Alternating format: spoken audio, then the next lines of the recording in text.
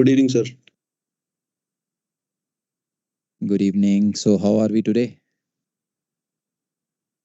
All good, sir.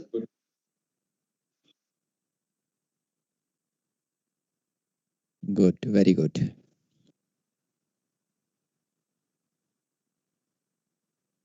So, beta, did you practice basic questions of plain sailing, Mercator sailing?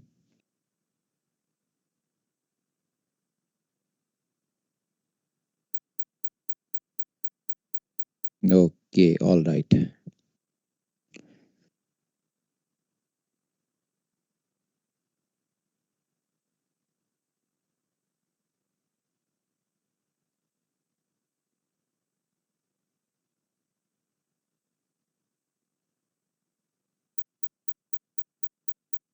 Beta, after you do the assignment, uh, go into past papers also. And past papers, I would say that if you can cover at least 3 years, past 3 years, 1 year, in 1 year, basically, you will have four papers, right? So in 3 years, you will have 12 question papers. So 12 questions you will get on GC and composite. So I would recommend do at least last 3 years. Okay. But when you are doing better, if you can do it in a group or with a companion so that you can match your answers. Otherwise, answers will not be there.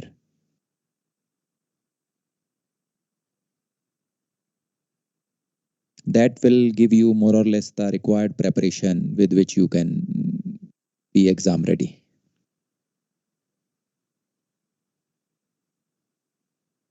Okay.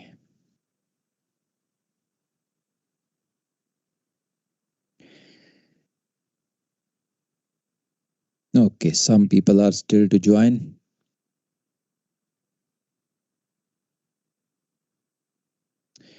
Okay. All right. So, beta, today what we are going to do is I'm going to familiarize you with the basics of celestial navigation. So, we will try to get familiar with basics of altitude correction, then almanac, what all information is available to us in the almanac, how do we work with R angles, GHA, LHA, SHA, what is chronometer ambiguity, how the chronometer ambiguity is resolved. So then how do we calculate the azimuth of celestial bodies using the ABC method? How do we calculate the amplitude? What is the formula? How do we name the azimuth and amplitude? So these basic fundamentals we are going to strengthen. ये सब भी आप पहले कर चुके हो, but I am going to revise them all so that there is no doubt in your mind. Because अगर इन चीज़ों में doubt आ जाता है, then the bigger questions start to get wrong. So that is the first thing which we will do. And once we are comfortable with this, then we will move on to site solving methods. So we have total five site solving methods: Marpas, long by Cron, intercept, X meridian, and Polaris. So one by one, we are going to cover all these five methods. So let's see how much we can cover today, maybe one or two methods. So that is the plan now. We are moving on to question number 5 and 6 of our paper. Both these questions will involve these concepts. For today's class, beta, keep the nautical almanac with you. So as I explain what all information is there, you can keep referring to the almanac and keep getting familiar. So have the nautical almanac handy with you.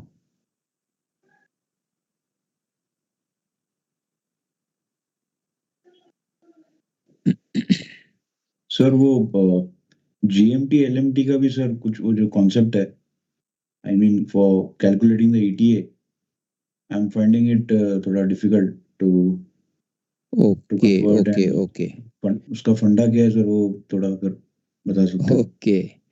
So basically ETA calculation में problem आ रही है. Yes sir yes sir okay, उसके लिए भी एक आपको मैं master की देता हूँ, रुको.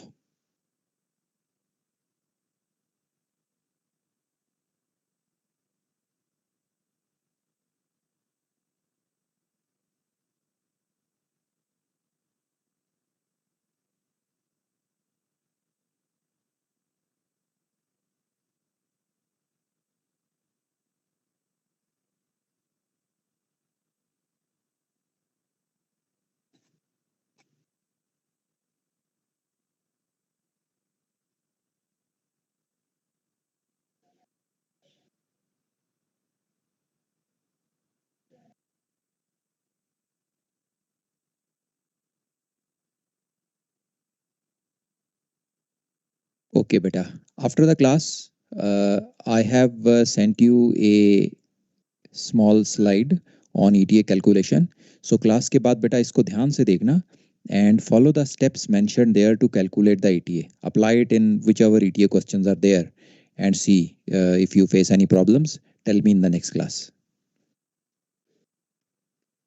Thank you sir, thank you sir. Right. एक और था सर, वो कोर्स टू कोऑर्डिनेट वाला sir, converting initial course to coordinate में, वो भी सर बहुत बेसिक क्वेश्चन है, but I didn't find it in the book, practical navigation book में। वो कन्वर्ट कैसे करना है मतलब? बेटा कौन से कन्वर्जन की बात कर रहे हो? 3 figure notation to quadrantal? Yes sir, yes sir. वो तो बहुत सिंपल है बेटा। फंडा ओके, भूल गया लेट्स सर सी। वो। देखते हैं कि तुम्हें किस में डाउट आ रहा है। Let me open up the white board.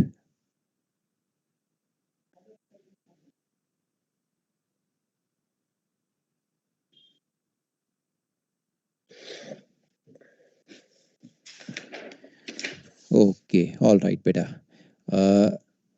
So we are basically trying to convert the 3 figure notation to quadrantal notation.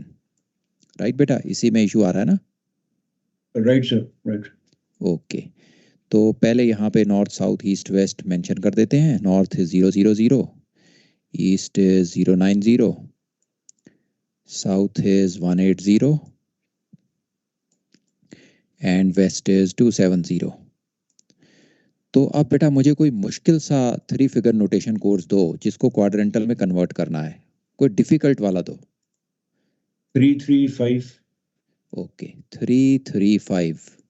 This is the 3 figure notation course और हमें इसे कन्वर्ट करना है क्वाड्रेंटल नोटेशन में। तो पहले तो बेटा 335 को इस डायग्राम में फिट करते हैं। Okay, so 335 would come somewhere here. Right बेटा? Right sir. ओके, सो ये 335 हमने यहाँ पे फिट कर दिया। अब बेटा ये नॉर्थ डायरेक्शन के पास है या साउथ के पास है? नॉर्थ, नॉर्थ के पास है सर। नॉर्थ के पास है। तो आप नॉर्थ से शुरू होके 335 तक ये जो एंगल है बेटा, इस एंगल को मेजर कर लो।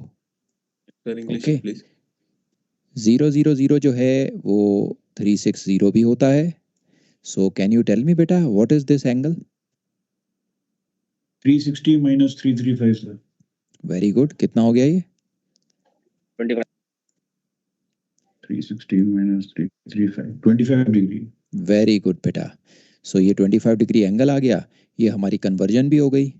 सो north 25 degree west converted into quadrantal. North 25 degree west. Clear हुआ बेटा राइट सर। मेथड? हाँ जी sir. So we have to take only the north and south. अभी जैसे कि साउथ में अगर होगा तो फिर साउथ वाले का पास वाला देखना है। दैट्स करेक्ट बेटा, दैट्स करेक्ट। कोई साउथ की एग्जांपल भी ले लो। Give me any course. 200। 135। 135? Okay, हाँ जी। so 135 is going to come somewhere here. 185 मैंने 185। ओके, सो अब ये किसके पास है बेटा? साउथ के पास है या नॉर्थ के पास है? साउथ के पास है sir.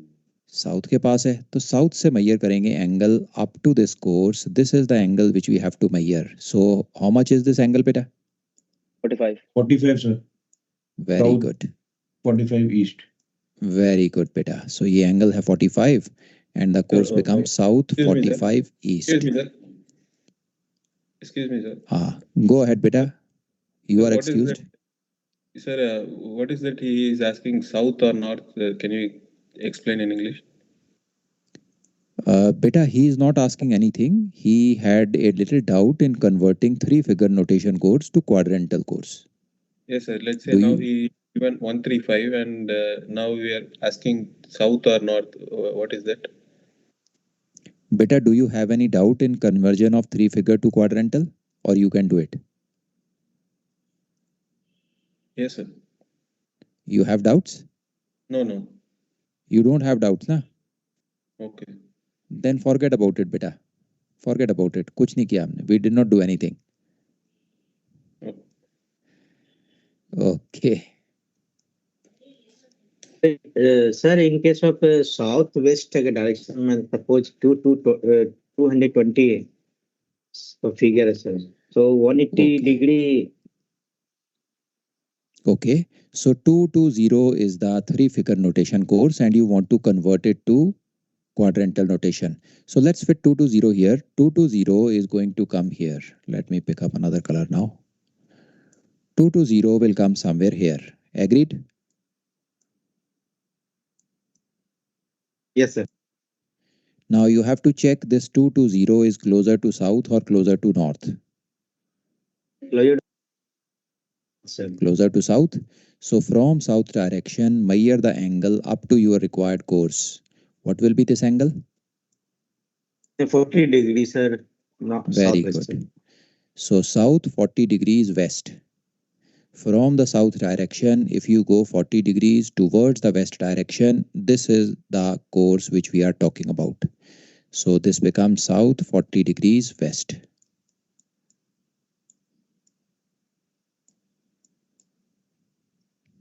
Clear, beta? Yes, sir. Thank you, sir. Understood, sir. I was getting confused with even the east-west. I was taking from east-west also, इसलिए वो गलत हो रहा था. So if you 90. take east, east can be written as exactly east, 090 east. Or if you want, you can write north 90 degree east or south 90 degree east. Okay. So usually we do not mention north or south with east. 090 is mentioned as only east. Yes, sir. No, I was taking the direction which we are taking from north to south. मैं east west से ले रहा था, इसलिए I got confused. Okay, So okay, every okay. time All right. we have to take it from only from the north south line. That's correct, beta. The reference is always either north or south. Yes, Right, sir. sir. My doubt. Thank you, sir. Thank you. Okay, beta. All right. Okay, great. So shall we move on to our today's topic, beta? All of you have almanacs ready with you? Yes, sir. Okay. All right. So we are going into the basic fundamentals of celestial navigation, altitude correction, almanac information, amplitude and azimuth, chronometer ambiguity, all these things. How to work with R angles, LHA, GHA, SHA, right ascension, all these things we'll see one by one. So let's go, beta. I will put up the presentation. Give me a minute.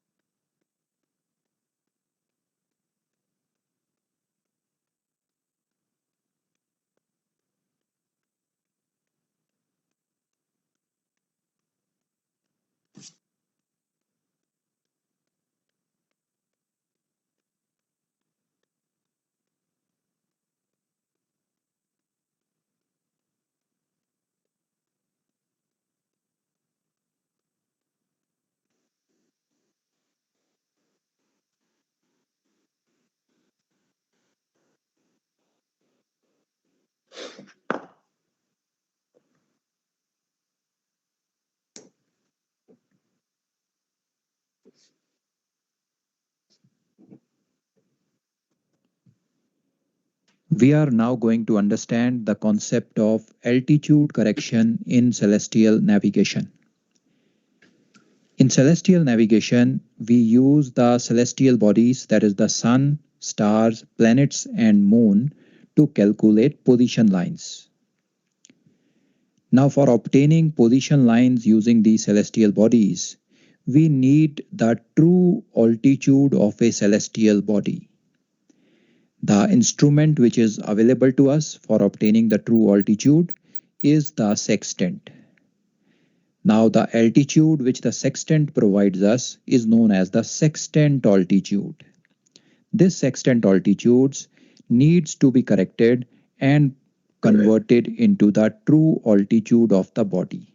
And altitude correction is the process of converting or correcting the sextant altitude to obtain the true altitude. Let us now see step by step how do we convert the sextant altitude to the true altitude.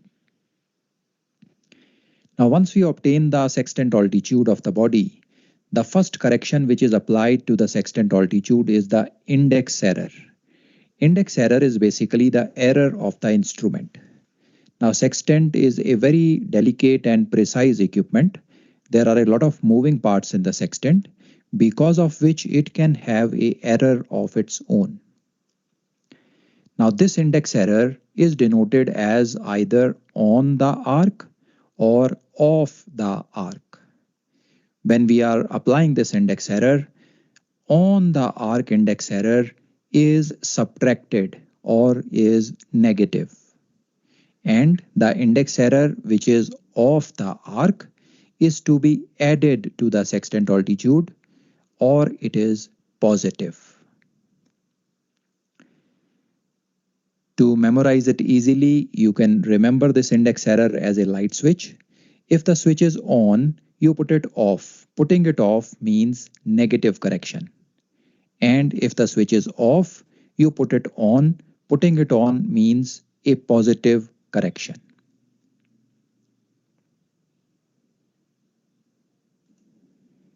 Now, as far as our examinations are concerned, this index error is always provided to us in the question, and we need to apply this index error as per its sign. Now, once the index error is applied, the sextant altitude is corrected to the observed altitude. The second correction which we apply to the observed altitude is the dip correction. This dip correction is based on the height of eye of the observer. The observer is above the sea level, so the height of eye above the sea level generates this dip correction, and this dip correction is always negative. This dip correction is given in the first page of the Nautical Almanac in the dip correction table, and it is picked up from that table and applied as such. Once we apply the dip correction, the observed altitude is now corrected to the apparent altitude. Now, to this apparent altitude, we have to apply 3 more corrections. These corrections are: number 1, the refraction correction. Now, refraction is a physics principle which says that when a ray of light travels from 2 different medium having different densities, the ray of light either bends towards the normal or away from the normal, depending upon the density of the mediums. Now, when we observe any celestial body, we are able to observe it because some light from that celestial body reaches to our eyes. This light coming from the celestial body has to pass through the space as well as the atmosphere before it reaches our eye. Now, when it passes through space, space has 0 density, and from space when it enters the Earth's atmosphere, now atmosphere has some positive density. Now, when it is entering from a rarer medium to a denser medium, rarer medium is space and the denser medium is the atmosphere, the ray of light bends towards the normal. And because of this, all the celestial bodies appear slightly higher than where they actually are. And this is the reason why the refraction correction is always negative. The second correction which is applied to the apparent altitude is the semi-diameter correction. Now, when we observe the celestial bodies, star as well as planets, they appear as point objects, so their altitude can be taken directly. But the sun and the moon, they do not appear as point objects. The sun and moon appear as disks. Now, when we take the altitude of a body, the altitude is taken with reference to the center of the body. Now, we are not able to see or find out or pinpoint the center of the sun or the moon. What we can identify and observe is either the lower part of the sun or the moon, which is known as the lower limb, or the upper part of the sun and the moon, which is known as the upper limb. So when we are taking the altitude of sun or the moon, we take the altitude of either the lower limb of sun and moon, or we take the altitude of the upper limb of the sun and moon. Now from this lower limb or upper limb, when we have to correct our altitude to the center of the sun, we have to apply this semi-diameter correction. This semi-diameter correction is nothing but the radius of the body as apparent or as visible to the observer. So if we take the altitude of the lower limb of the sun or moon, this semi-diameter correction has to be added to reach up to the center of the disk. And if we take the altitude of the upper limb, this semi-diameter has to be subtracted to reach up to the center of the disk. So that is why in case of a lower limb observation, the semi-diameter correction is positive. And in case of a upper limb observation, the semi-diameter correction is negative. The third correction which we need to apply to the apparent altitude is the parallax correction. Parallax is the angle at the center of the celestial body subtended by the radius of the Earth. And this parallax correction is always positive. You can memorize it easily, P for parallax and P for positive. Once we apply these three corrections, that is the refraction, semi-diameter and parallax to the apparent altitude, we obtain the true altitude of the body.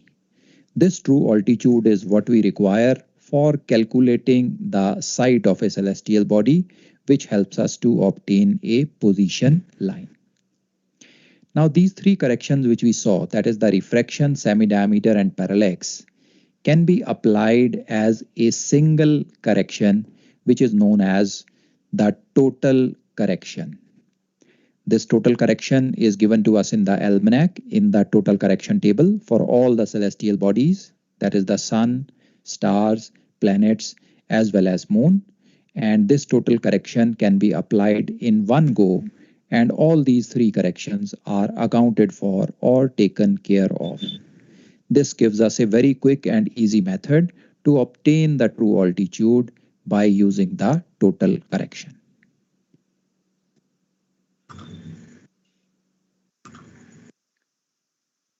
Any doubts in this beta, altitude correction?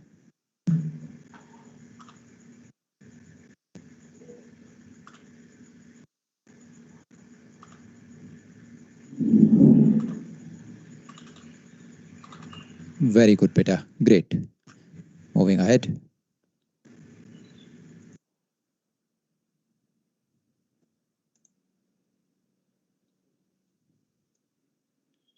Let us now go into these corrections one by one. The first correction which we saw was the index error. Index error is given to us in the question itself. So it is picked up from the question and applied. The second correction which is required is the dip correction. The dip correction is available to us in the dip correction table, which is given on the first page of the Nautical Almanac.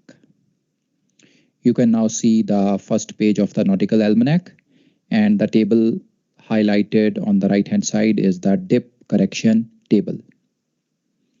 You can see the dip correction values are provided against the height of eye. The height of eye of the observer is given in meters as well as feet. So using any height of eye in meters or feet, you can enter into this table and pick up the dip correction from here. You will see all the dip correction values are negative. There is a negative sign, reminding us once again that the dip correction is always negative. Also, if you notice, the values of dip correction are given for a range of height of eye.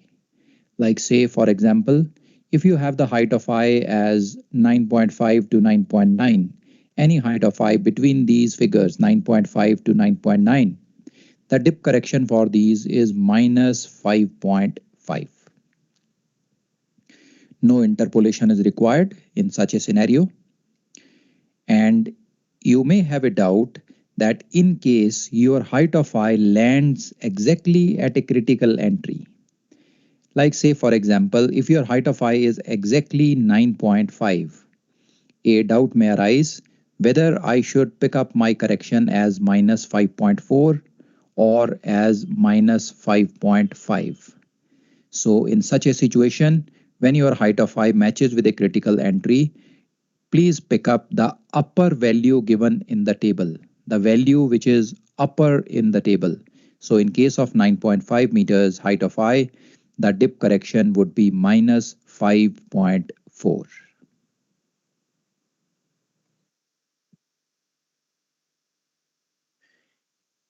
Any doubts in the dip correction table, beta? You can have a look of the dip correction table in your almanac. Any doubt coming in, let me know. So if the dip is 9.8, still we will take 5.5. That's correct, beta. Okay. Even 9.9 also will be minus 5.5. 10.0 onwards, it will be minus 5.6. Okay, sir.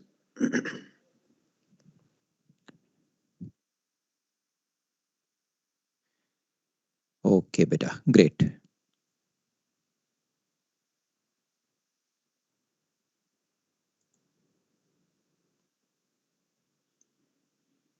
Now, after the dip correction, the next correction which we require is the total correction. Let us see how do we obtain this total correction for different celestial bodies, that is sun, stars, planets and moon one by one. We again go into the first page of the Nautical Almanac. You can see the page on the screen now. The first table on the first page of the almanac gives you the total correction for the sun. You can see the total correction table for sun highlighted now. If you look carefully in this table, the first thing you are going to observe is this table is divided into two different parts. The first column caters to October to March, and the second column gives us the total correction values from April to September. So depending upon what is the month or date on which the site is taken, we will enter into a appropriate column. So whatever date and month is given in the question, we enter into the appropriate column. Now, once you enter into the appropriate column, the total correction is picked up from the apparent altitude. So table is entered with the apparent altitude and also the limb of the sun. You will see the values of corrections given against apparent altitude, and there are two columns. One is for the lower limb, another is for the upper limb. So depending upon what limb is given in the question and what is the apparent altitude, we will pick up the required total correction. You will observe that all the total correction given under the lower limb are positive and the total correction given under the upper limb are negative. Now moving on to the stars and the planets. Now stars and planet total correction is given in a single table. The second table in the almanac on the first page itself gives us the total correction for stars and planets. This table is also entered with the apparent altitude of the body, and against a range of apparent altitude, you can pick up the total correction from this table. All the total correction values in the stars and planet column are negative. Now, a special thing which you will observe is that there is an additional correction given for two planets. These planets are Venus and Mars. There are total 4 planets which are used for site solving, celestial navigation, that is Venus, Mars, Jupiter and Saturn. Now out of these 2 planets, Venus and Mars have a additional correction also. You can see there is a range of dates which is given, like say for example in the case of Venus, January 1 to December 10. If the apparent altitude is between 0 and 60 degrees, there is a correction of plus 0.1 minutes. Likewise, for dates falling between December 11 to December 31, the values of additional correction are given against apparent altitude, against a range of apparent altitude. And similarly for Mars, for these specific dates, the values of additional corrections are provided.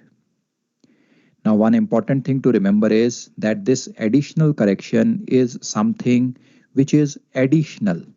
It is clear from the name that this is a additional correction. So after you apply the total correction, you have to apply this additional correction also. Please do not forget to apply the total correction. Applying only the additional correction to Venus and Mars and not applying the total correction will make the question wrong. Now you may have a doubt that what is the reason for Excuse me, sir. this Can you additional excuse correction me, sir? for Venus and Mars? Go ahead, Hello, beta. Go ahead. sir. In this Venus column, this if you go December 11 to December 31st, this 41 0 to 41 is 0.2, and then 76 6 0.1. Can you explain, sir, when to use this one 76, or it is Beta, together with 41 degrees 76? I'll tell you. If the apparent altitude of Venus is between 0 to 41, you use plus 0.2 additional correction. If the apparent Okay. altitude is greater than 41 and up to 76, you use plus 0.1 as the additional correction. Okay sir, but ये 76 कहाँ तक होता है? Only up to 60 degree के बाद तो फिर change हो जाएगा ना सर, लाइक डिग्री? क्या चेंज हो जाएगा बेटा 60 डिग्रीज के बाद? जैसे नहीं, अगर जैसे डिग्रीज तो 60 तक ही होता है ना सर, 76 दिया हुआ, तो ये स्पेशल केस के लिए है क्या? बेटा आपका जो एल्टीट्यूड है बॉडी का एपरेंट ऑल्टीट्यूड, उसकी मैक्सिमम वैल्यू क्या हो सकती है? अच्छा अच्छा, उसकी मैक्सिमम वैल्यू तो 90 तक हो सकती है ना सर? एग्जैक्टली बेटा. सो 76 तक करेक्शन दे रखी है, 76 के ऊपर भी हो सकती है, उसके लिए कोई करेक्शन नहीं, no correction for that. Okay okay okay sir, understood sir, thank you sir. Okay.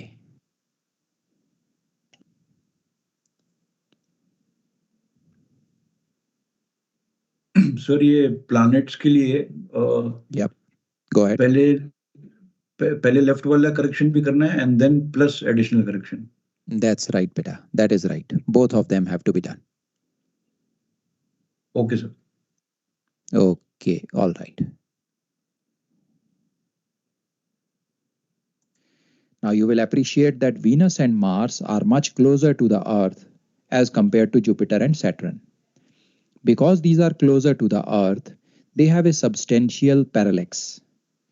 And this additional correction takes care of that parallax correction.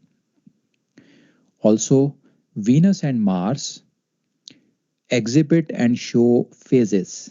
So just like you see the moon in different phases, sometime you have a full moon, sometime a gibbous, half moon or a crescent moon. Likewise, Venus and Mars also exhibit phases. They do not have their own light. They reflect the sunlight, and that's how they are visible to us. So they also exhibit phases. And it is possible that when Venus and Mars is exhibiting a particular phase, you may not be able to see the exact center of the planet. What you are seeing may be slightly higher or lower than the center of the planet. So this additional correction takes care of the phase effect. So this additional correction is nothing but a combination of the phase effect and the parallax effect which is present with Venus and Mars.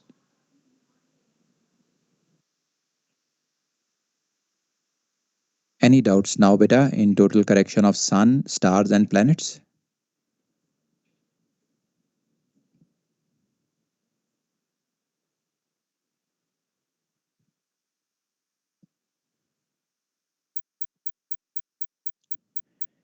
Very good, beta. Great.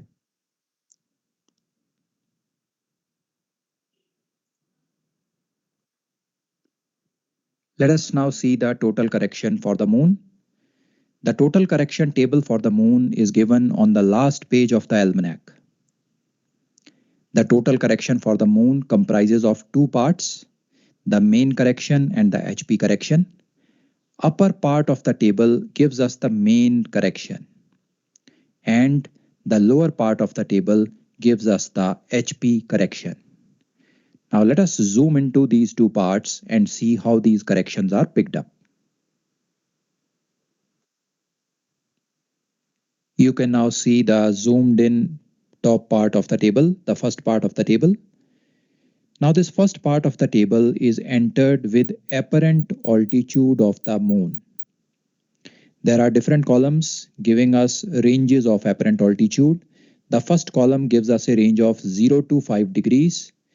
Next column 5 to 10 degrees. Next one 10 to 15 degrees and so on. Depending upon the apparent altitude, what we have obtained in that question, we enter into the appropriate column and get the main correction from the top part of the table. Let us understand it with the example. Let us assume that in a particular question, we have an apparent altitude of the moon as 6 degrees 30 minutes. Now we can see that 6 degrees will fall in the second column of the table, which covers a value of 5 degrees to 10 degrees. So we enter into the second column, you see 5 degree, and going down you see this is 6 degrees. Now below 6 degrees, if you see on the left hand side, you have the minutes mentioned. So for 6 degree 00 minutes, the correction is 59.5. For 6 degree 10 minute, it is 59.7 and so on. The correction what we require for 6 degrees and 30 minutes is 60.0 minutes. So this is the main correction for a apparent altitude of 6 degrees 30 minutes.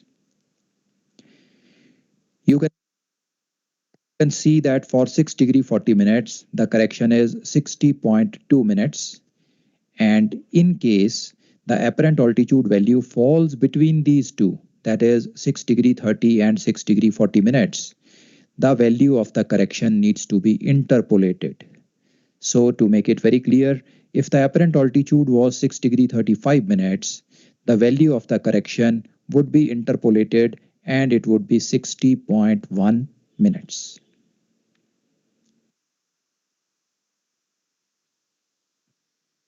Any doubt in main correction, beta?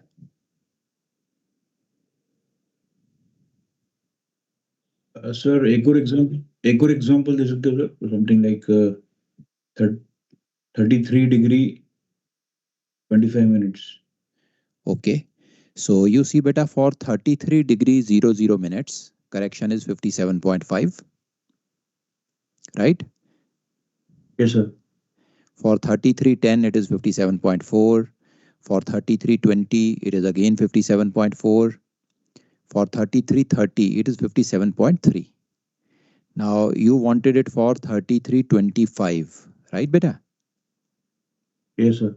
So that would come to, if you interpolate, that would come to 57.35. Okay. But we don't take this correction to 2 places after the decimal. We keep a accuracy of 1 place after the decimal. So you will round it off to 57.4 only. Understood, sir. Understood. Okay. Great.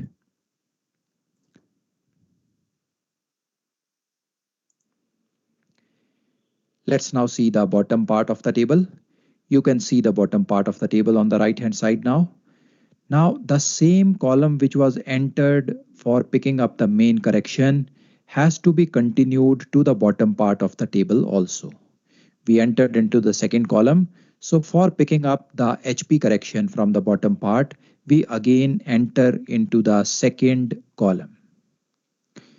You will see every column is subdivided into 2 columns represented by alphabet L and U. L and U represents the lower limb and the upper limb of the moon.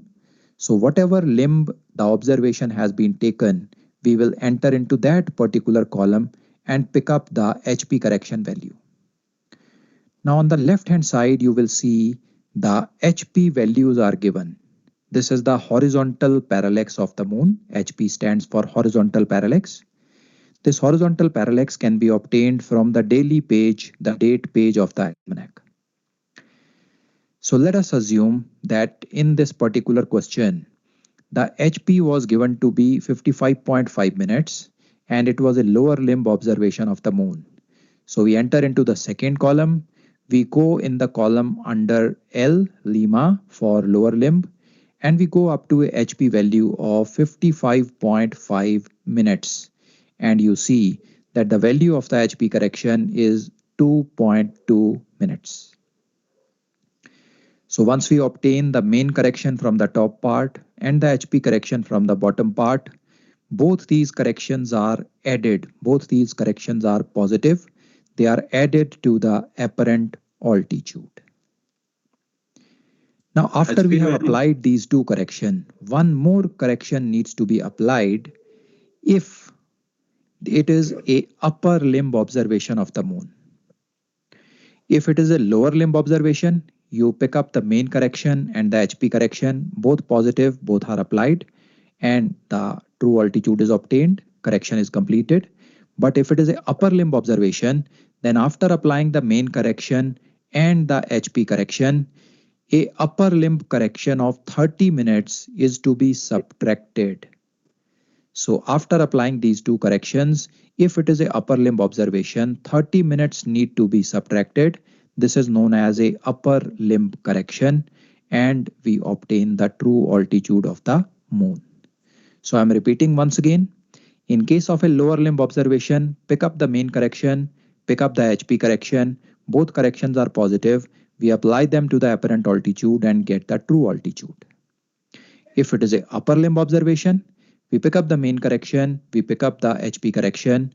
Both corrections are positive, and after applying these two corrections, a correction of minus 30 minutes is subtracted. Minus 30 minutes upper limb correction, and we obtain the true altitude. Now, what I have explained is mentioned in this part of the table. In case of any doubt, you can refer to this part of the table and see the procedure. HP value is given in the question, sir, in exam? No, beta. HP value is given on the daily page. I will show you when we go ahead. I will show you the daily page and the HP value there. Okay, sir. Excuse me, sir. Go ahead, beta. This in this page there is one column dip page. So Right. So where we use this column, sir? Only for Beta, moon case or it is for different case? no, it is just given for convenience. Dip remains same irrespective of which body it is. So the table which was given on the first page, a small part of that table is repeated here. So it is just for convenience so that you don't have to turn the pages. But if you want to refer to any of the tables, the first page table or this table, you can refer to anyone. So this is only for the reference only, not Yeah. related with the moon. Dip correction is independent of the body, beta. It will be same whichever body it is. So this is given only for convenience. Okay, sir. And the second thing you tell for upper limb, we need to subtract 30 minutes That's right. for each case.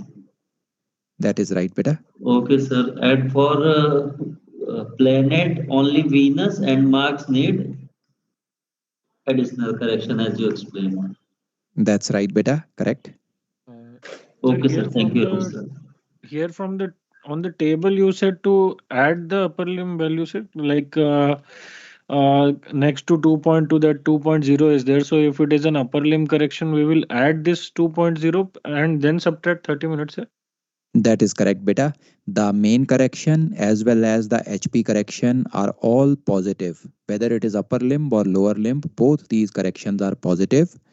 In case of upper limb, the negative correction is minus 30 minutes. Okay, sir. Sir, one more thing I just want to highlight. Go ahead. Regarding moon, this HP correction is basically depend upon GMT or GHA of the moon. It will depend upon GMT, beta. But if in question it is not given, because I face like this problem. Okay. So your doubt we are is not able to find the GMT, then we have to, how do we find the HP and apply to the in this regions, in this section. So okay. So you mean to say there was a moon site question and the GMT time is not given moon there? site question. Yeah. Okay. Beta, just share that question with me over the group. Let me have a look. Okay, sir, I will share, sir. Because one question I'm trying to do, and there we are not able to find the GMT, and due to that we are not finding out our HP. So we hold on there, sir. No problem, Okay, beta. I will share, sir, Uh, that question, sir. Yeah.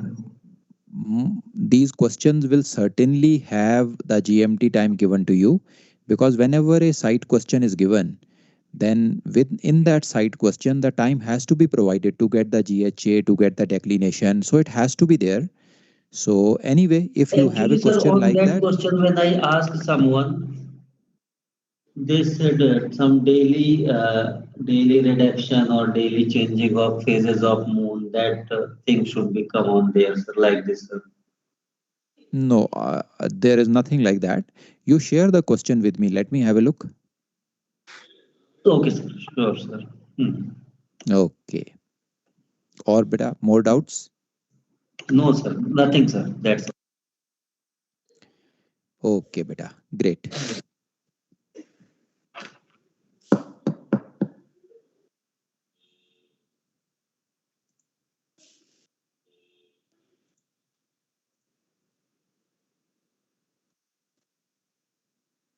Let us now understand the chronometer time ambiguity. A chronometer is a highly accurate clock which gives us the accurate or exact GMT. We can see a chronometer here on the screen. The chronometer, as you can see, has a 12-hour dial. It does not have a 24-hour dial. So whenever we pick up GMT from the chronometer, it always have two possibilities. It can be the AM time or the PM time. Say for example, if the chronometer shows 1000 hours, it could be 10 o'clock in the AM, that is 1000 hours, or it could be 10 o'clock in the PM, that is 2200 hours. Now this is what we know as a 12-hour ambiguity. Now whenever a chronometer time question is given to us, in that question, always there is a indication whether it was AM on the ship or PM on the ship at the time of sight. We use this AM PM indication to resolve the chronometer ambiguity. Now in the first step, we write down the two available options of GMT. Now to these two options, we apply the longitude in time. What is this longitude in time?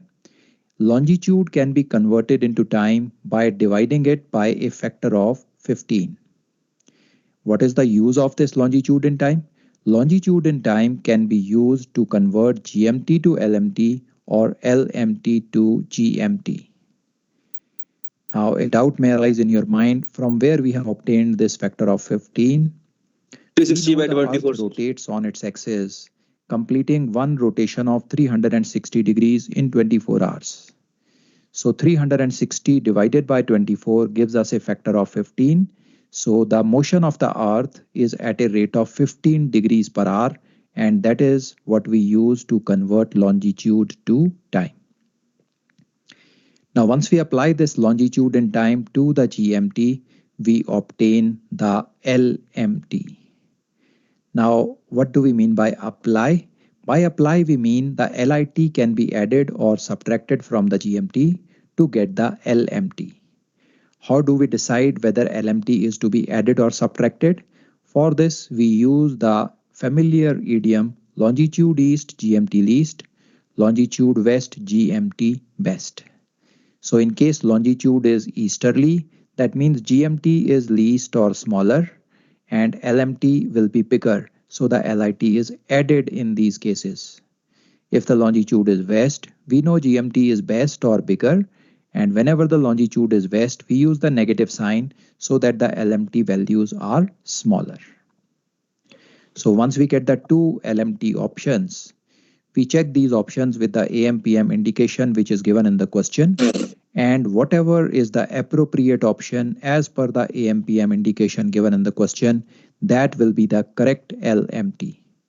Now going back above that correct LMT, we can easily pick up the accurate or correct GMT, thus resolving the 12-hour ambiguity of the chronometer.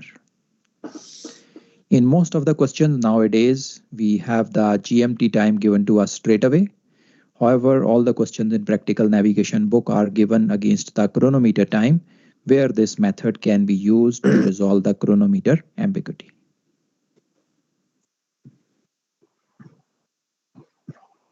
Any doubts coming in, beta? Excuse me, sir. This ahead. is regarding finding out the LMT time as AM or PM, whatever you explain. This is the time matching with the question, means like either they are written in AM or PM. So we have compared this one with the question. That's right, beta. So this is most important part, sir, because if we are selecting GMT wrong, then our whole procedure will be wrong. Exactly, beta. That's right. So if you get the time wrong, the entire calculation is going to be wrong. So our LMT should be matching here in respective with the GMT should be anything, either PM or AM. GMT can be anything, beta. What will be matching with the AM PM indication given in the question is your LMT. Because this AM and PM is on the ship, it is not on Greenwich. Yes, sir. Okay. Okay, sir. Thank you. Okay, beta. Great.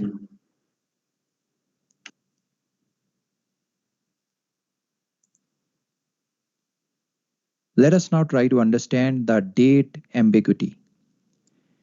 Now, in some of the celestial navigation questions, a date of observation is provided, is given, but it is not mentioned, it is not specified whether the date is the LMT date or the GMT date. So there is a doubt, there is a confusion. What date should it be considered?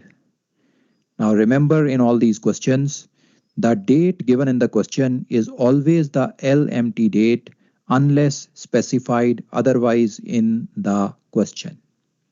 So wherever it is not specified, the date is to be taken as the LMT date or the local date or the ship's date. GMT date is only taken when it is specifically mentioned in the question that the date given is the GMT date.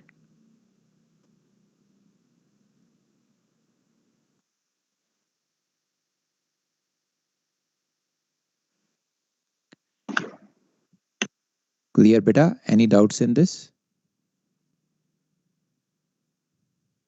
No, sir. Very good, beta. Great.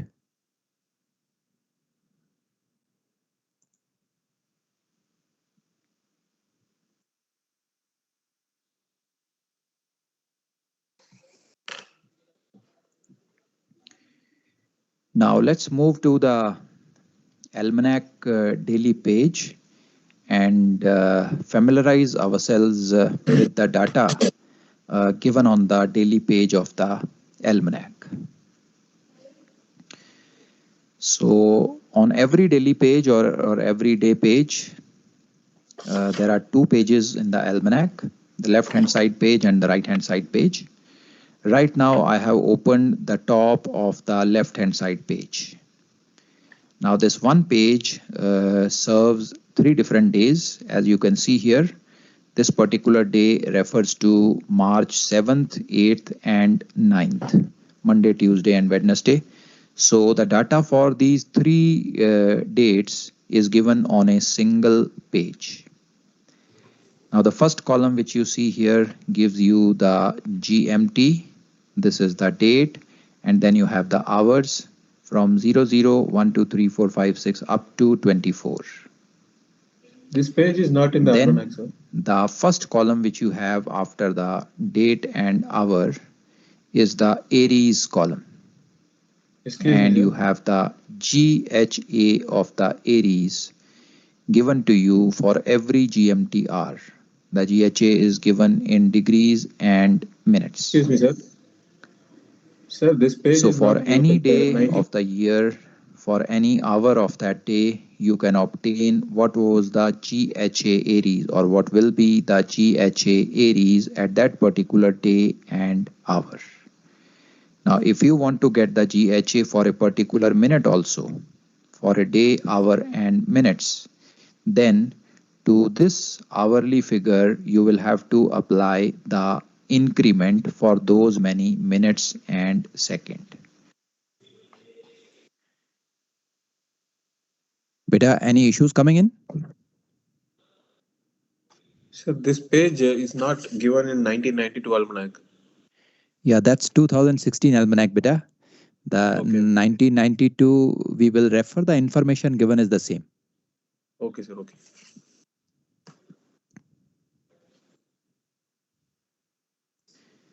So let us say you want to find out the GHA of Aries for 7th March, 06 hours, 30 minutes and 30 seconds.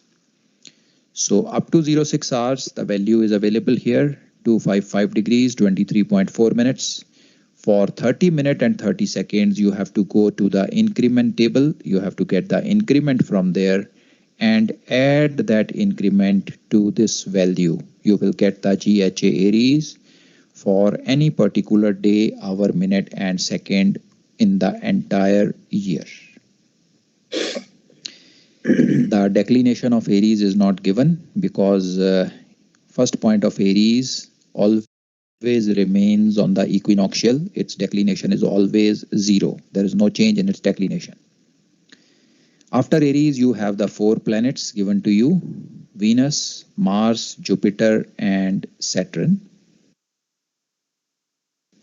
The first figure which is given along with the planet name is its magnitude, the stellar magnitude, which gives us an idea about the brightness of these planets on that particular day.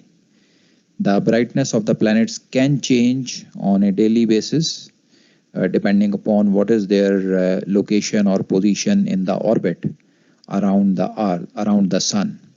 The Earth and the planet both are revolving around the Sun, and depending upon the positions in their orbits, the brightness or magnitude of planets may vary.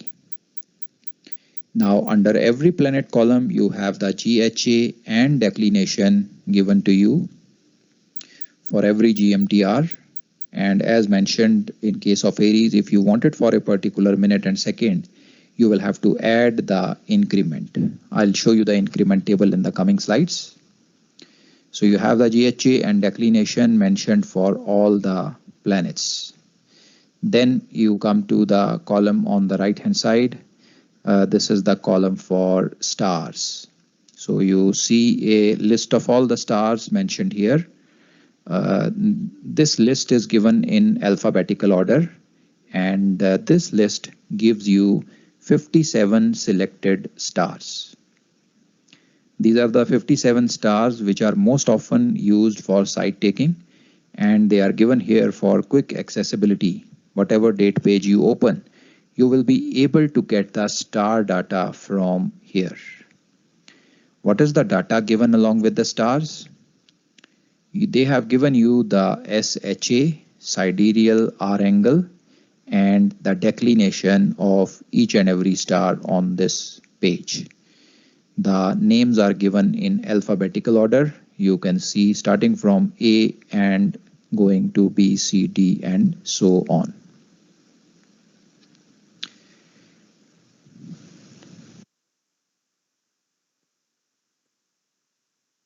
Any doubts up to here, beta, in the data? Sir, I just want to ask this magnitude of the planet. Sir, Right. where what is the correlation with this one, sir? Where we are going to use this one magnitude? Okay. We will cover this magnitude in a separate topic, beta. It will take about half an hour to 1 hour. I will tell you in detail where it is used. Okay, sir.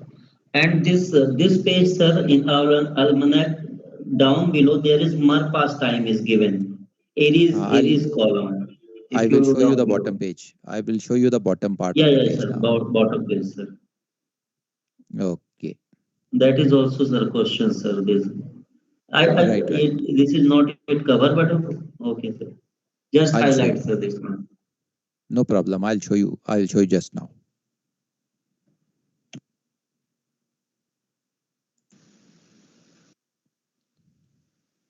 Let's now go to the bottom part of the left-hand side daily page. This is the bottom part. The first column is the Aries column. And at the bottom of this column, you see they have given you the meridian passage of Aries. It's given as 12 hours 53.4 minutes. This meridian passage is given in LMT. This is not GMT. The times given here with the date were the GMT times, but the time given at bottom, the meridian passage time, is in LMT. This is the LMT meridian passage of Aries. Now, under the planet Marpas columns, will be always, sir. these. Go ahead, Sir? Beta. Go ahead.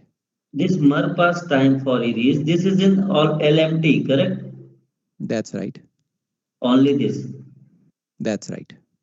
Rest other will be in GMT. There are some more times in LMT which are on the right hand side page. I will show you when we go to the right side page. Okay, sir. Okay. Okay.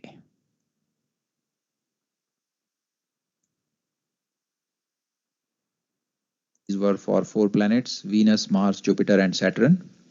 Under the planet column, you will see the value of V correction and D correction. Victor correction, V correction, and delta correction, D correction. What is this V and D correction for? V correction is used to obtain the GHA of a planet. The hourly GHA is picked up from the daily page. The increment for minute and second is picked up from the increment table. And after applying the hourly figure and the increment, you have to apply the V correction also. The V correction which is given here is for 1 hour. And for whatever minutes you are applying it, you will get the value for this particular V correction in the increment table. I'll show you the increment table after in the next coming slides. So this V correction is for 1 hour. The V correction which is to be used for that particular minute is given in the increment table. Same way, the D correction is applied to the declination. The hourly figure of declination is obtained from the daily page, the date page, and the D correction is applied for any minute and seconds. So this value of D given here is for 1 hour. The value which you require for any particular minute and second will be given in the increment table. So we have the V and D correction given for all the 4 planets. One important thing, if you have observed here, the V correction for Venus, this is the first planet, the first column is for Venus, it could be in the negative range. You see, it is minus 0.6, whereas the V correction for all the other planets is always positive. Then on the right hand side, you see bottom part, right hand side, you have the SHA of all the 4 planets. Venus, Mars, Jupiter, and Saturn, their SHA is mentioned here. And along with the SHA, the meridian passage time of the planets is also mentioned. This is the LMT meridian passage of the planets.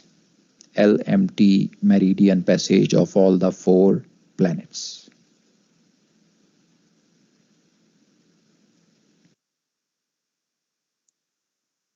Any doubts in this data, Beta? Sir, there is no doubt, but I just want to ask the first column Venus, this value is negative. Right. So, but in D correction increment cable, if we go, values start from 0, 0, 0, 0. So what about this negative sign? It is only for reduction or something else? Okay. So basically your doubt is that this V correction is negative, but in the increment table, the correction starts from 0.0 and there is no negative value in the increment table. right, beta? Yes, sir. So Yes, what sir. you do is you get the increment for 0.6 plus 0.6 and put a minus in front of it. That will take care of the negative Okay, V sir. correction. Okay, sir. Understood, sir. Thank you. Okay.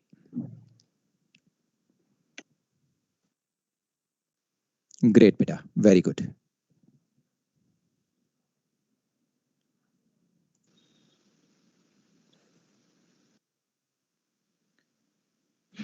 Let's now go to the right hand side page of the almanac. The right hand side page gives you the data about the sun. The first column is for the sun. You can see the GHA and declination of the sun given for all hours every day. So you can get the hourly figure of GHA as well as declination from the daily page. Then next column you have the data given for moon, and for the moon you have the GHA and the declination given for every hour. Now a difference which you will see for moon is you can see the V correction and D correction given for the moon on an hourly basis. It was not so in the case of planets. Planets, there will be V correction and D correction for the entire 3 days. But for the moon, as I told you, moon being closest to us is the most complicated of all. So the V correction and D correction for the moon is given for every hour because the V correction and D correction changes on a hourly basis. You can see the V correction at 00 hours was 7.7 and at 01 hours it became 7.8.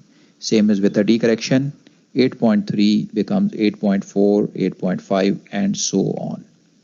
So this is the reason why the V and D correction for moon is given for every hour.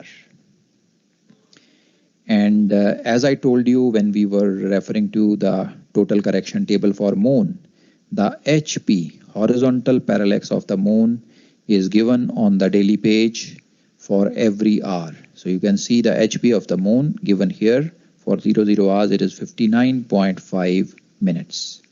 This HP is used for getting the HP correction of the moon from the total correction table. Now we go to the right hand side. In the next column you see we are given twilight times. The twilight times are given to us. We have the nautical twilight and the civil twilight time given here. The twilight times and all the further times. Next you have the sunrise time. Then you have the moonrise time for all the dates 7th, 8th, 9th and one day extra. One next day is also included here. That is the 10th. It is repeated on the next page also. All these times, whether it is the nautical twilight, civil twilight, sunrise or moonrise, are in LMTs, local mean times. This is not referred to GMT. These are all LMTs and they are given against Sir, the can you repeat your intensity of last the observer. statement You can see, regarding LMT time, sir, please? just Twilight hold on section beta, and sunrise. just hold on with your doubt. Let me finish, फिर मैं आपका doubt लेता हूँ, okay? Starting from 72 degrees north, for every different latitude, you see the time is different. Now you tell me, beta, what is the doubt now? Sir, just I want to miss your statement regarding twilight, sunrise, and moonrise. This time given in the LMT, you said some call is coming, so I just missed your statement. You heard it right, beta. All these times given under twilight, sunrise, and moonrise are all LMT times. All LMTs. Okay, sir. Okay.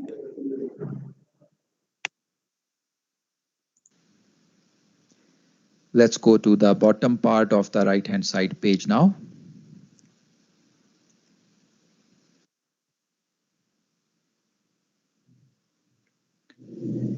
We come to the bottom part of the table. This is the first column here. The first column was for the sun. Now at the bottom of this column, you see you have the semi-diameter of the sun given. In this case, it is 16.1 minutes. Now this semi-diameter is applicable for all the 3 days. It remains same, does not change on a daily basis. So 16.1 is the semi-diameter of the moon. May be required if you are doing individual corrections to the altitude. Then you have the D correction for any minute between the two hourly figures. The D correction is given here. The increment for D correction is obtained from the increment table and applied. Now under the moon's column, you see the semi-diameter of the moon given. 3 values are given. These are the 3 different values for the 3 days. The first one for the topmost day, second one for the middle day, and the last one for the bottom day given in the daily page. So this is because the semi-diameter of the moon keeps on changing on a daily basis. You come to the right hand side. Now right hand side, you see the first box for the sun.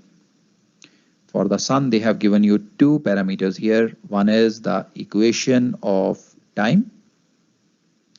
The equation of time is something related to the true sun and the mean sun, which we will discuss separately. So it is given for 2 times in a day, 00 hours and 12 hours, 11 minutes and 1 second, 10 minutes and 54 seconds given for the 7th day. And with the equation of time, you have the meridian passage time. This is the LMT meridian passage of the sun. So in this case, 12:11, next day 12:11, next day it is 12:10. Coming to the right, you have the box for the moon. You have the meridian passage time of the moon given, upper and lower Marpas. Now this upper and lower basically stands for upper meridian passage and lower meridian passage. What is this upper and lower meridian passage? Upper meridian passage is on the observer's meridian.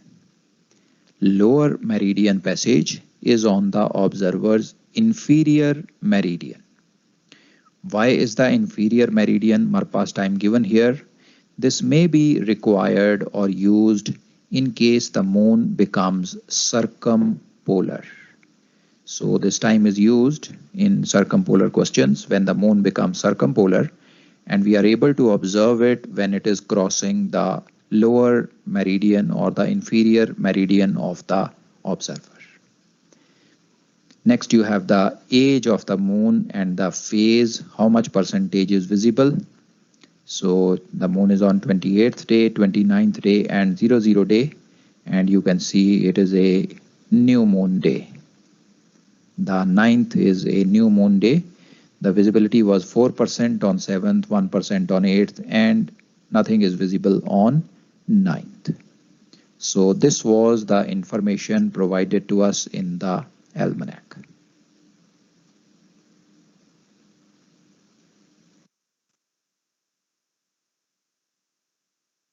Any doubts coming in, beta? Anywhere? Sir, Go ahead. in sun column equation of time, Right.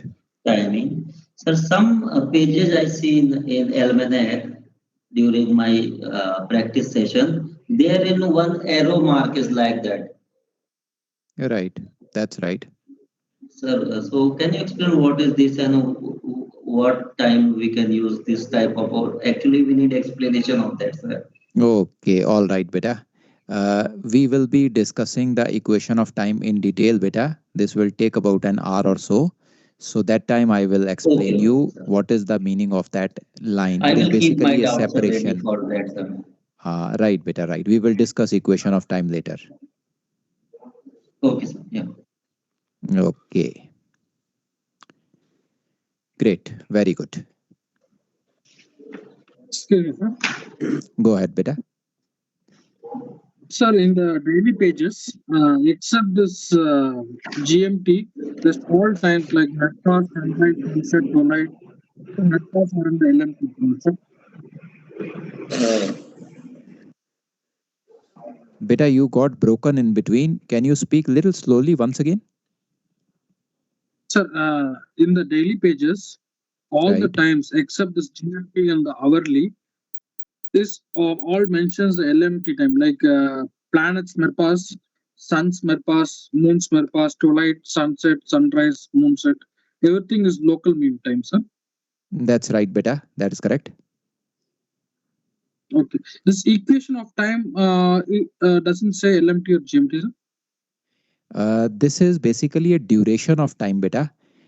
Equation of time is 11 minute and 01 seconds. So that is why it is not referred to GMT or LMT. It's a period or duration of time. Okay, sir. Okay, sir. Thank you. Okay. Great. Very good.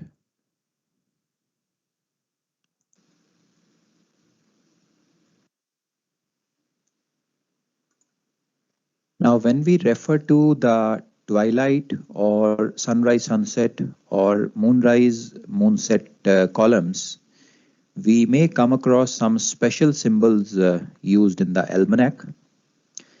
As you can see on this particular page, this is June 14, 15 and 16, 1992. You can see here in the almanac that there are some white boxes under the sunset column and also under the twilight column. There are some slanting lines present here in the twilight column, and there are some black boxes shown under the moonset column. So what is the meaning of these special symbols? White boxes, black boxes, and the strokes, that is the slanting lines. Now, the white box indicates that the sun or moon remains continuously above the horizon, or you can say that the sun or moon is circumpolar for that particular observer. The black box indicates that the celestial body does not rise at all. So depending upon whether it is below the sun column or the moon column, it indicates that sun or the moon does not rise at all for that particular observer.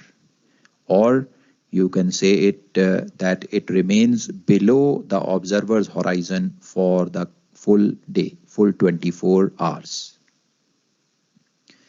The third symbol which is used are the slanting lines or the strokes. The strokes or slanting lines indicate that the twilight lasts all night for that particular observer. You will see the slanting lines only under the twilight column, and they tell us that the twilight stays for the complete night. That means when the sun sets, the twilight commences, and the twilight stays till the next sunrise. So this is the meaning of the special symbols used. ये last third one slanting line का एक बार sir इसको explain करिए please, ये मैं नहीं समझ में आ रहा sir. Okay, beta, okay. You will become clear about this when I discuss the twilights with you. We will be doing twilights in detail. So for now, just understand that if these slanting lines are given, that means the twilight is not ending anytime. The twilight will stay there for the full night. After sunset, the twilight will start and it will stay there for the next day sunrise. Okay, sir. Okay.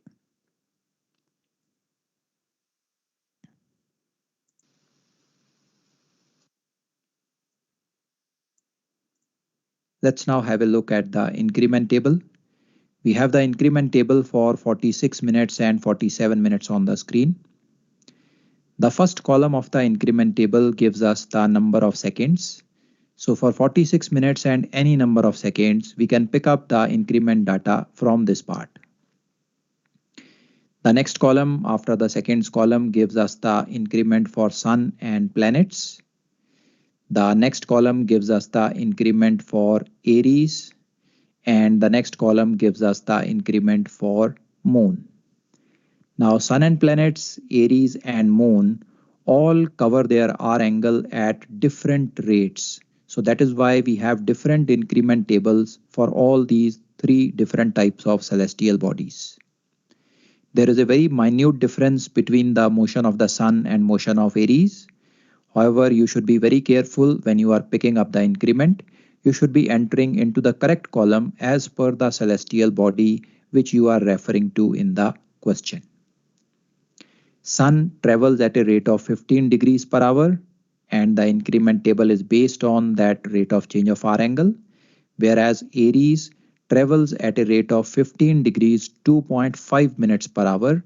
Aries is slightly faster than the sun in covering the R angle. Now after these increment tables, we now have the increment table for V and D correction. So this is a combined table for getting the increment of V or D correction. Both for Victor correction and delta correction, the same table can be used. We have seen that on the daily page, the value for Victor and delta V and D is given for 1 hour. And in this part of the increment table, we can pick up the value relevant to 46 minutes. Say for example, if the value of V correction or D correction is 1.4 minutes given on the date page, then for 46 minutes, the increment for V or D correction will be 1.1 minutes. Sir, if the value is for negative 0.6, So then you pick up the value for positive 0.6 and put a negative in front of that beta. so for negative 0.6, the V correction will be 0.5. Yeah, negative 0.5 beta. So we'll subtract. That's right. That's correct. Okay, sir. Any more doubts, beta? No, sir. Very good, beta. Great. Excellent. So we have basically covered the almanac information. I'm closing the presentation for a while. So do you remember all these things now, beta? You had covered them earlier, but now I believe you got a recap and all these things are revised and refreshed in your mind. Yes, sir. Okay, Thank you. great. This is very, very important because if these things are there not clear in your mind and you make a mistake, the entire question becomes wrong. And very, very important concepts. Very simple, but they need to be crystal clear. Okay, great.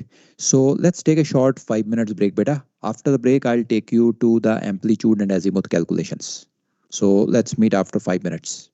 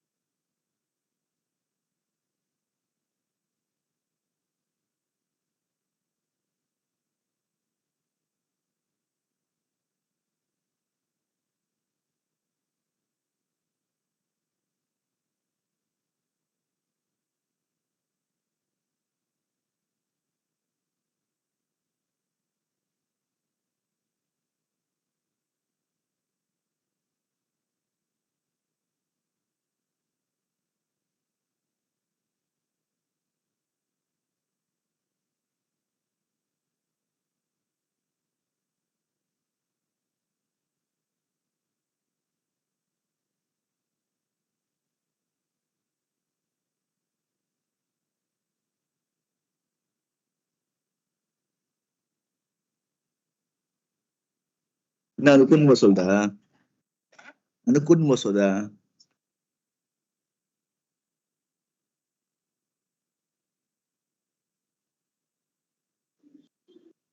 Hello?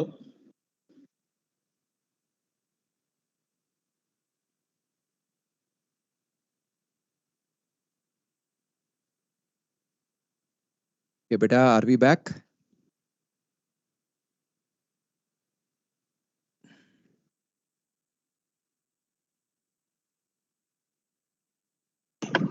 Yes, sir, we are back, sir. Okay, beta, great. Let's move ahead. Let's now see the azimuth and amplitude calculations. Let's go.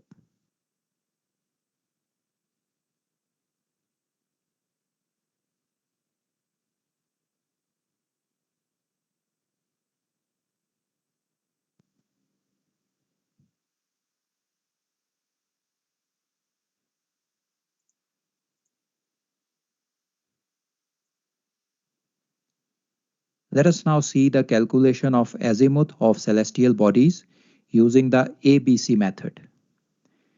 The calculation of azimuth is very important for site solving because the azimuth gives us the direction of the position line. A celestial position line is always perpendicular to the azimuth of a celestial body. In all these azimuth calculation questions, the time of observation as well as the position of the observer is provided to us in the question itself. Now moving to our first component, calculation of A. A is calculated using the formula tangent latitude upon tangent of P. Latitude, as I mentioned, will be given to us in the question. What is this P mentioned here? P is angle P of the PZX triangle. This P can be easily obtained from the LHA of the body. Now, how do we obtain the LHA of the body? We have seen that the almanac has the GHA of all the celestial bodies for every day, hour, minute, and second of the year. So we pick up the GHA from the almanac, apply the longitude of the observer, and that gives us the LHA of the body. If the LHA of the body is less than 180 degrees, P is equal to LHA. And if the LHA of the body is greater than 180 degrees, P will be equal to 360 minus LHA. So once P is obtained, we get the value of A from this formula. And once we obtain the magnitude of A, we have to give it a name. How do we name the A factor? A is named opposite to the latitude if P is less than 90, and A is named same as latitude if P is greater than 90. Now there is one more method which you can use to name the factor A, and that is by using the LHA. If the LHA of the body is greater than 270 and less than 090, then A is named opposite to latitude. And if the LHA of the body is greater than 090 and less than 270, A is named same as latitude. Whichever method you feel convenient can be used to name the factor A.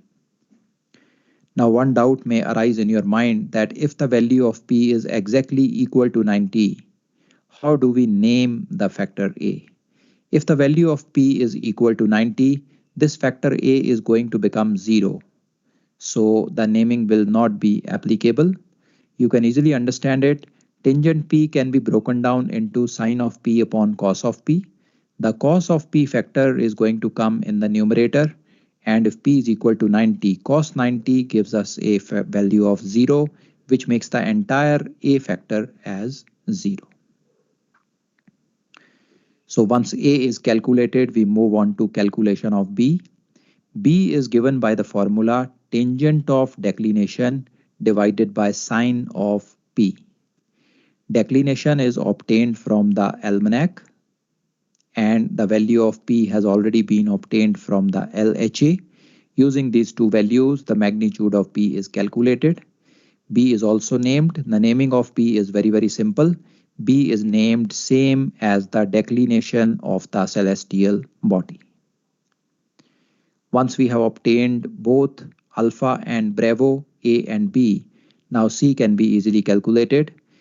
If A and B are of the same name, A and B are added up and the same name is retained for C.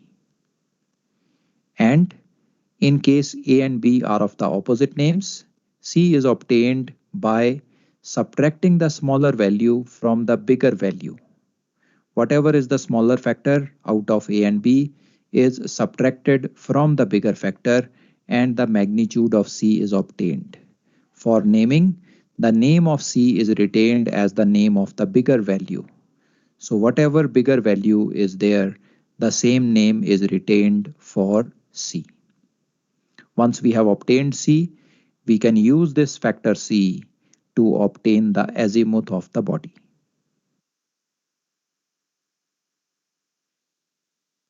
Any doubts in these beta calculation of A, B and C?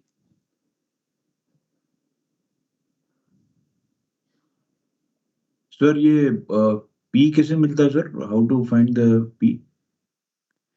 Beta, from the formula tangent declination upon sine of P.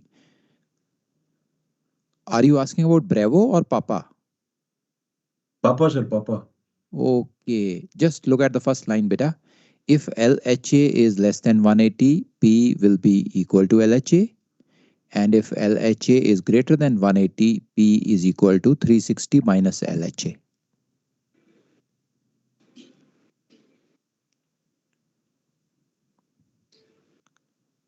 Clear, beta? Getting clear? Yes sir. LHA. Okay, now the doubt is where we will get the LHA, right? GHA from the nautical almanac. Okay, sir. Okay. Right. We just saw the daily page beta. The GHA of all the celestial bodies can be obtained from there. To that GHA, if you apply the longitude is given to you, dr longitude, you will get the LHA of the body. Understood, sir. Understood. Okay. Given that if longitude east, then we add and west we subtract, right, sir? That's right, beta.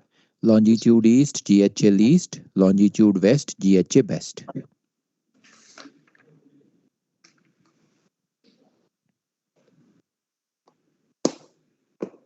Clear, beta? Understood?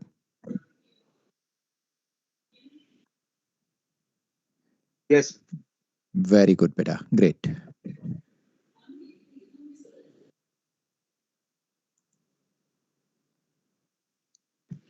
Once we obtain the value of C, we can easily calculate the azimuth using this formula now. Tangent of azimuth is equal to 1 divided by C into cos of latitude. Value of C has been calculated. Latitude is available to us. So putting these two values gives us the magnitude of the azimuth. Now this azimuth is obtained in the quadrantal notation. This is not obtained in the 3-figure notation, but in the quadrantal notation. Now we have to obtain what is the quadrant in which the azimuth lies. In the quadrantal notation, we have a north or south in the beginning, and we have a east or west in the end. So how do we decide whether the azimuth is north or south? And how do we decide whether the azimuth in east or west?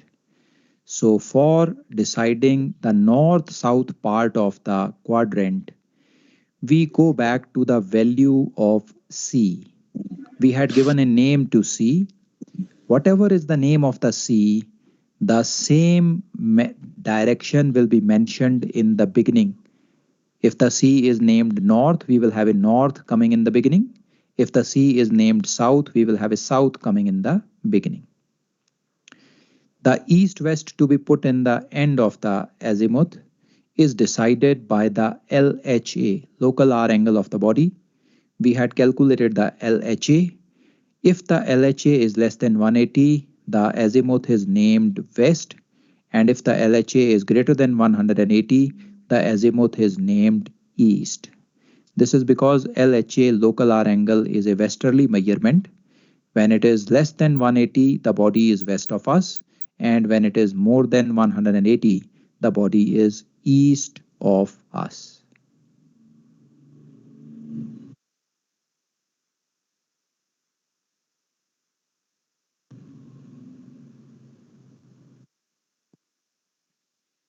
Clear, beta? Any doubts? Hello, sir. Go ahead, beta. Sir, for azimuth calculation, I request to you, can you explain one more method for azimuth calculation, which by diagram or PG triangle? Because in our institute, they taught us by other way, sir. So we want to stuck with only one method, which one is the no need to remember the formula. So for you, it's only for a small thing, but for us, Okay, beta. All right. I'm closing this down for a while. Now, beta, there is one more method for azimuth calculation, that is by using the PZX triangle. That will involve spherical trigonometry and you will have to make the PZX triangle. I usually do not recommend that method. Okay. The reasons are two. Why I don't recommend that method? Two reasons are there. One, it is time taking, because otherwise you don't need to make the PZX triangle. If you want to calculate the azimuth that way, PZX triangle has to be made. So it is going to take more time. Okay. And okay, sir. time is a rare commodity in phase 1 exam. If you run short of time, the paper will be left. So that's one reason. Second reason is, beta, in practical navigation book, most of these questions, the azimuth calculation is done using ABC method, which I had showed you here. So most of the paper checkers, they are accustomed to, they are used to seeing the solution in this format only. Okay. So if they see PZX triangle being used, now if I am checking the paper, I know that you have done it correctly, but you may find it difficult with some other paper checker, right? Because in the book, the most common method is used is the ABC method. So I would recommend use this method only, beta. However, when I do the PZX triangle with you, rational horizon numericals with you, once you are understanding that topic, you will be able to calculate azimuth by that method also. Sir, I fully agree with your thing, sir. This is more easier, but the teaching way here, no, they are already start everything from there. So we just want to clear, okay, what is the way they are doing. We just try to understand the things because everywhere they just draw the PGX triangle and by the cosine formula try to find out the things. So that No is the problem. reason I just try Just to understand, sir, here, sir. I will explain to you, no problem. For that, just wait. Okay. Because Okay, sir. our Okay, sir. Yeah, target, sure, sir. our prime target, our first target is to get full marks in question number 5 and number 6. So first collect those Okay, sir. marks. Then I will explain Yes, to sir. you how azimuth is calculated using PZX also. For that, just hold on. Be Yes, sir. patient. Okay, sir. Okay. Because before that, I will have to explain to you what is rational horizon diagram, how it is made, what are the different parts of the PZX triangle, how the PZX triangle is made. That is going to take some time. Sure, sir. Continue with the Okay. class, sir. I will write down my doubts. Okay. All right. Let's go back.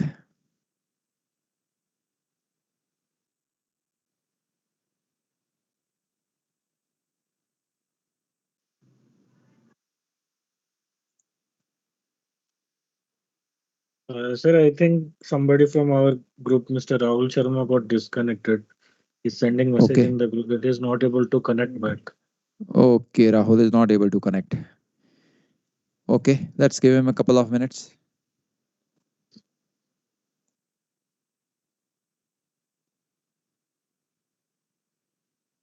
He dropped a message in the group. Huh? Okay. Let me see.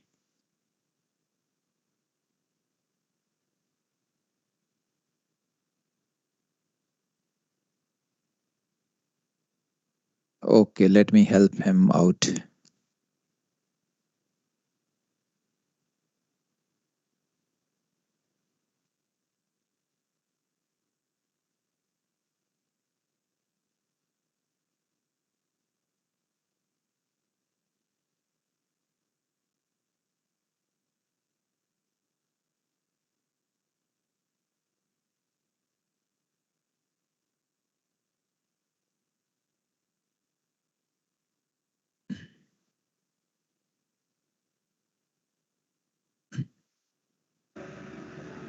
सब चीज का की है sir इसका भी की है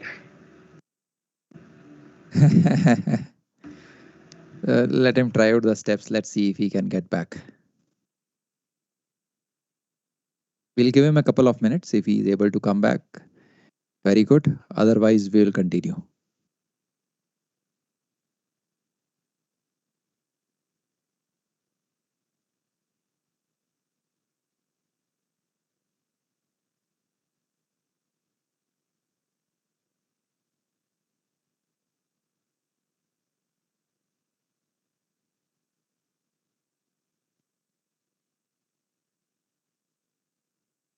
Looks like he is taking time. Not able to connect back yet.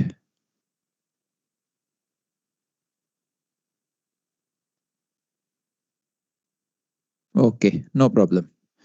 We will continue, beta. So I'll explain to him once he comes back.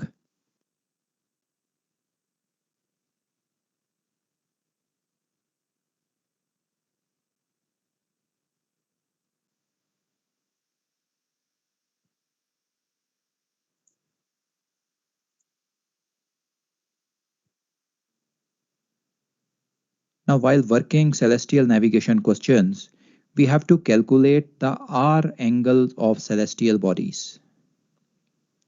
These R angles could be GHA, the Greenwich R angle, LHA, the local R angle, SHA, the sidereal R angle, or right ascension. Right ascension is something which is opposite to SHA. SHA is measured in the westerly direction from first point of Aries. Right ascension is measured in the easterly direction from first point of Aries. Now, whenever we are calculating any of these R angles, sometimes the candidates are confused because these values of R angle may go into negative range. Depending upon the longitude, the value of R angle may go into the negative range. And sometimes the value of these R angles may go more than 360 degrees. So whenever such a thing happens, always remember the value of R angle, GHA, LHA, SHA or right ascension always remains between 000 and 360 degrees. If at any point of time the value goes outside this range, you can add or subtract 360 degrees to bring it within this range. Please do not add any other value 90, 180, 270. 360 is the only figure which is added or subtracted to bring the R angles between the range of 000 and 360. Sir, all four angles move towards west, you said, correct, sir? The first three are westerly angles, beta, GHA, LHA and SHA. Right ascension is measured eastwards.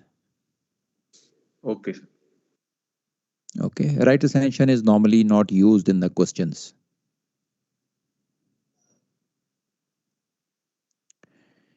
Sir काफी miss हो गया sir नहीं बेटा कुछ भी miss नहीं हुआ. We waited for you.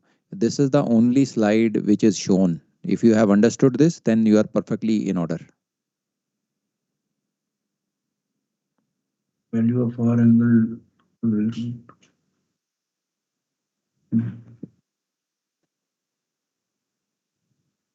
Okay, sir. Got it, sir. Okay. So we waited for you. This is the only slide I showed. Now moving on to the amplitude correction.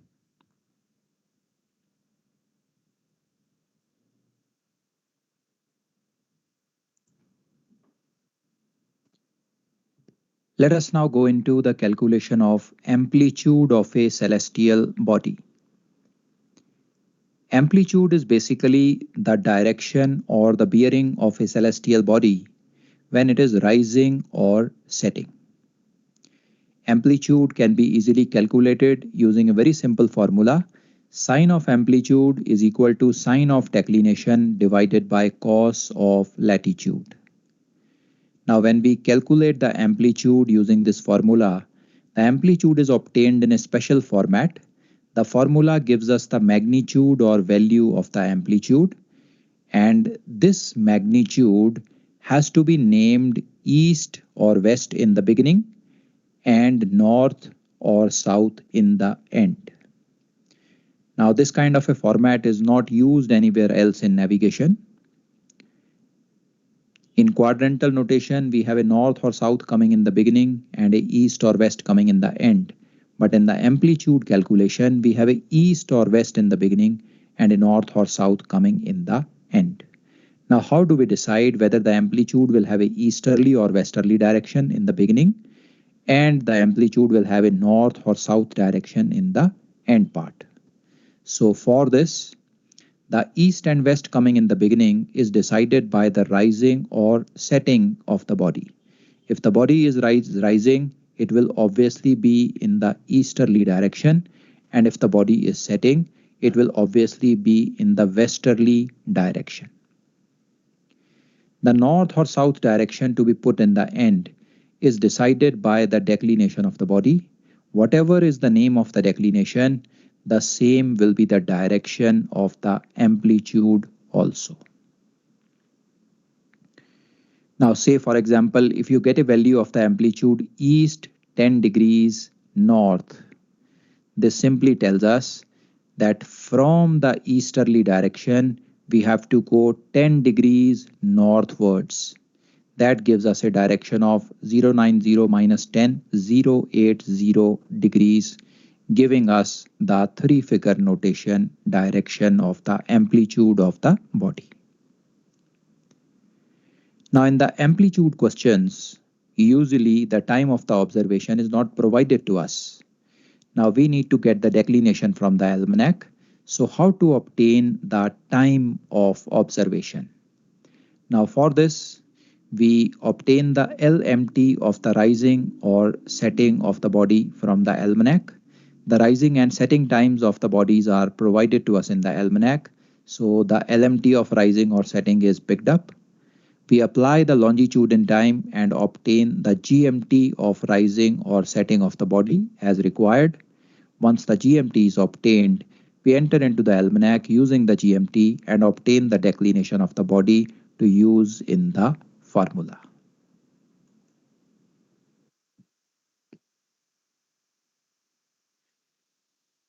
Any doubts in amplitude, beta?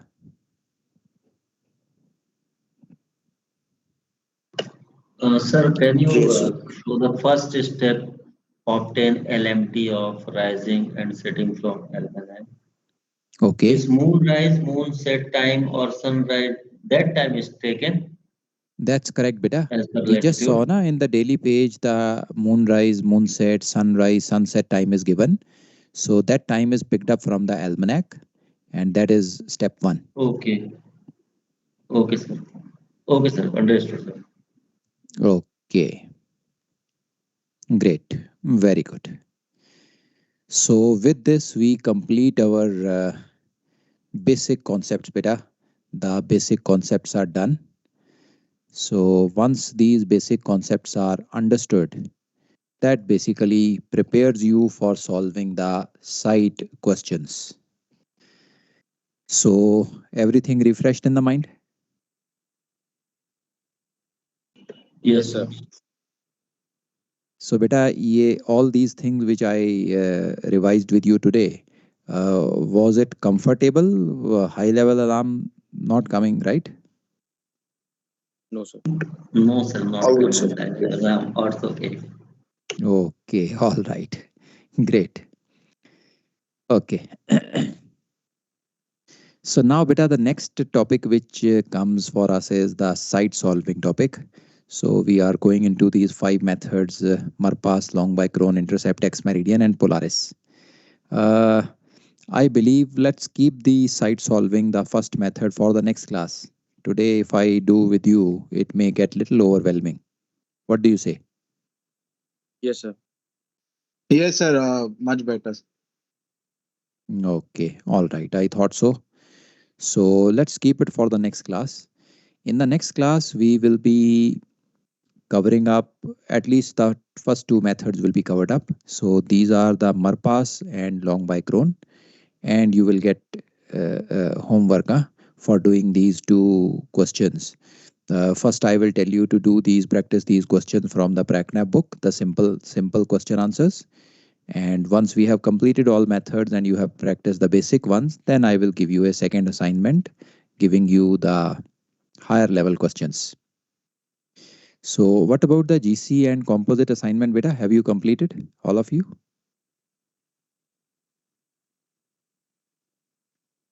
Good. Others, beta, चल रही है, कर रहे हो? Going on? Going on. Still in progress. Yes, going on. Going on, sir. Okay. अभी All right. time लग रहा है. It's okay, take your time. But remember one thing, beta, don't leave any question unpracticed from the assignment. Do the assignment once. If you had difficulty doing a question and you had to take help from the solution first time, do at least those questions again. The practice of the assignment should be such that you need to be 100% confident that if any of these questions comes in the exams, 100% I will be able to get the correct answer. So that should be your preparation level, beta. This is what is required to pass in the exams. So practice the assignment. If you have difficulty in answering the question or you took help from the solutions, practice it again, once again. Keep on practicing till the time you are 100% confident of doing them right. Right, beta? Yes. Right, sir. This is the effort which is going to pay you back during the exam time. Okay, so that's what differentiates the difference between pass and fail. So practice it well. Huh? Okay, great. So let's stop it here for today. And Sir, for this, for theory questions, you said to refer Princi only, sir, principle of navigation. I'll send you a list of questions. You can keep on going through those topics. I will send you the references also from the Principles of Navigation book. So go through those questions. If you want, I can send it now itself. Okay. You can keep Better, sir. on It's a going bit now. through those questions, and if any doubts are coming in, then we can discuss when we move to theory. Yes, sir. Better because, sir, if we get tired of solving questions, we can just little bit go through the theory as well. Okay, beta. I'll send it today. Thank you so much. Okay, great. Very good. So let's break off for today, beta, and I'll see you in the next class. Bye-bye. Thank you, sir. Okay, beta. Thanks. Bye-bye.